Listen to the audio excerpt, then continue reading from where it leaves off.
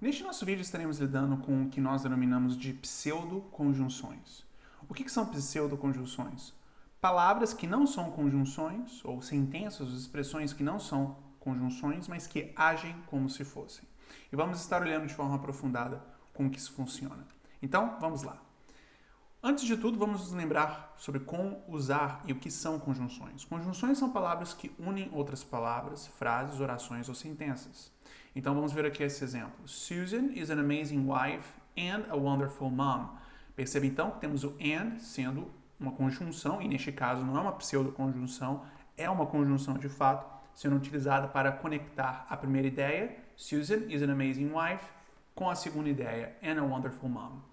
Agora, como já explicado, mas mais uma vez aqui dito, pseudoconjunções são outras classes gramaticais, ou seja, outras estruturas que agem como conjunções.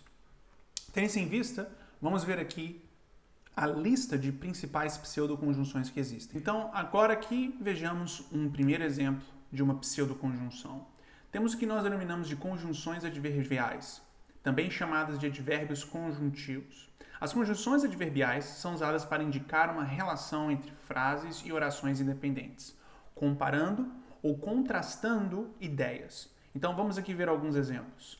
Consequently, finally, however, otherwise, then. Ou seja, contraste e comparação. Então, vamos ver aqui um exemplo. John's mom wanted him to go to college. Instead, he took a gap year and traveled around the world. Ou seja, a mãe de John queria que ele fosse à universidade. Entretanto, ele tirou um ano sabático e viajou ao redor do mundo. É importante compreendermos que com as conjunções adverbiais, normalmente usamos vírgulas para separar uma conjunção adverbial do resto da frase. Então, aqui você tem a conjunção adverbial instead e logo depois disso uma vírgula, vindo então logo antes do restante da ideia a ser expressada, que é o he took a gap year.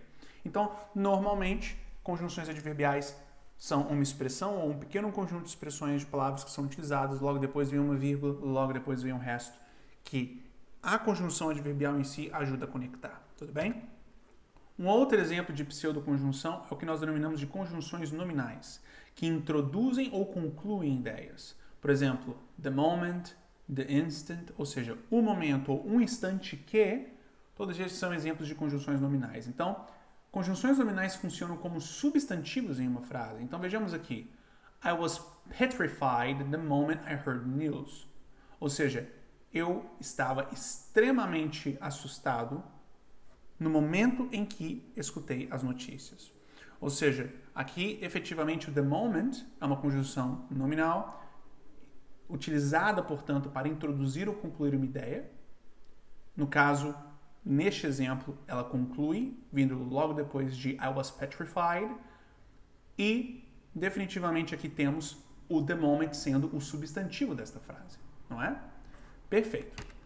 Tendo-se em vista, um outro exemplo de conjunção ou pseudoconjunção é as conjunções verbais, que são utilizadas para introduzir informações adicionais em uma frase. Por exemplo, assuming that, given that, ou seja, assumindo que, dado que, tendo em vista que, essas são conjunções verbais usadas para introduzir informações adicionais. Então, elas são derivadas de verbos e, portanto, por isso que são denominadas de conjunções verbais. Então vejamos este exemplo. Shall we go out tonight assuming that you are free? Ou seja, vamos sair essa noite assumindo que você estará livre? Ou seja, considerando que você vai ter o tempo para fazer isso? Assuming that é um exemplo de conjunção verbal, que é uma pseudoconjunção aqui, servindo para conectar shall we go out tonight com you are free. Tudo bem? Perfeito. Tendo isso em vista, temos aqui uma revisão das pseudoconjunções. Muito obrigado.